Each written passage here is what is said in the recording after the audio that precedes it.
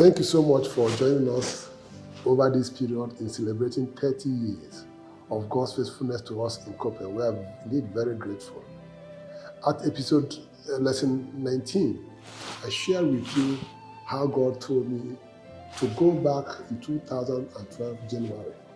People have gathered and told me, we want you to come to the national level, we want you to be the national president of Real Estate Developers Association of Nigeria. Minister, this ex-minister, this other one, they congregated in Enugu on November 30, 2011, and said, we want you to become the national president. When I went to the Lord to ask, what should I do? Should I go there? He said, no, you shouldn't. If you go to become the national president of REDA, Real Estate Developers Association of Nigeria, Copen as you know it will cease to exist. And I asked myself, what does that mean?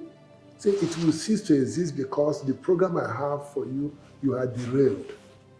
And we took our time to explain to ourselves in that lesson 19 that every epoch in your life, God knows what role you should be playing. So don't use the men and their statements. The voice of man is not the voice of God. The voice of God remains the voice of God. So today we're going to look at lesson 20. And looking at lesson 20, was a statement that happened in 2011. At that time, we were building Goshen Estates, we were building Jubilee Estate together. A lot of crisis was coming up, funding issues, community issues, and my whole center of my prayers, oh God, please help me. Oh God, please help me. Oh God, this is what the problem is. Oh God. I lost focus of every other need that God has for my life and was focused on the project. And I heard the voice of God say to me, what is it to you if you build 20 Goshen Estates?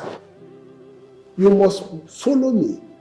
That the most important thing in life is to be sure that you are found in me, not having our own righteousness. Righteousness that comes by faith in following my ordained purpose, counsel, for your life at any point in time. What is it to you if you build 20 Goshen Estates? And that was a hallmark statement. And I came and told my colleagues, I have derailed. The centerpiece of all my prayers is on this project.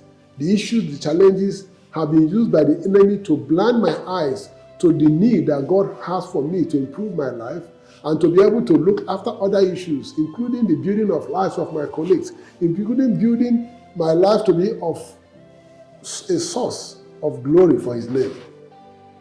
And that was a problem for me.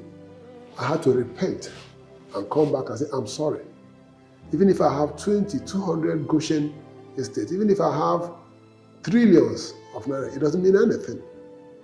And that is what God kept as a lesson for us. So that thereafter, when we are doing other estates, they are just byproducts of His grace.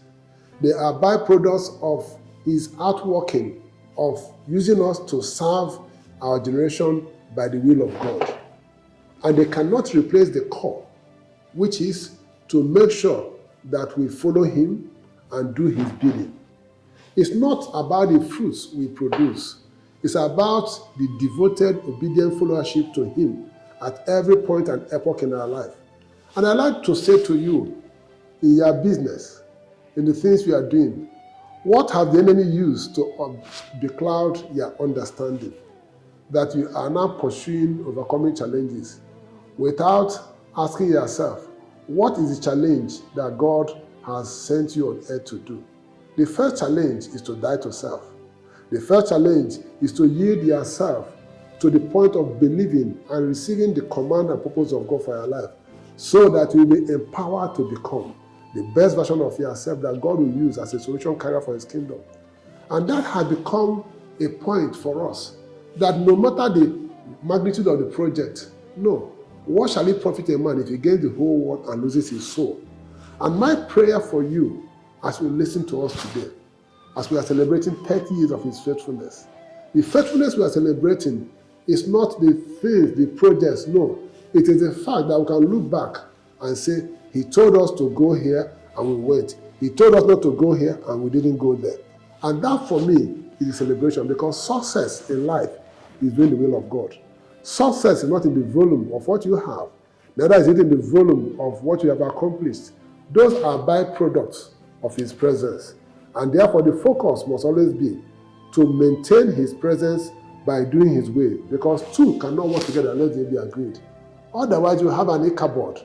You will achieve what you have achieved, but you find out that you say, we did this in your name, we did this in your name. You say, away from me, you workers of iniquity, if I do not know you. My friend, what projects have you given yourself? And what project did God give you?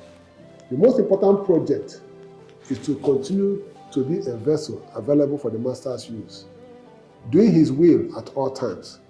God bless you as you celebrate 30 years of God's faithfulness in His presence, His guidance, His provision and protection over our lives.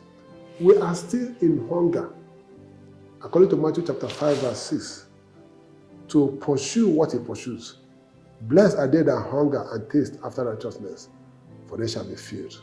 God will answer you and open your eyes of understanding to know the truth that sets free. God bless you, and thank you for now. Copen Group, building lives and structures.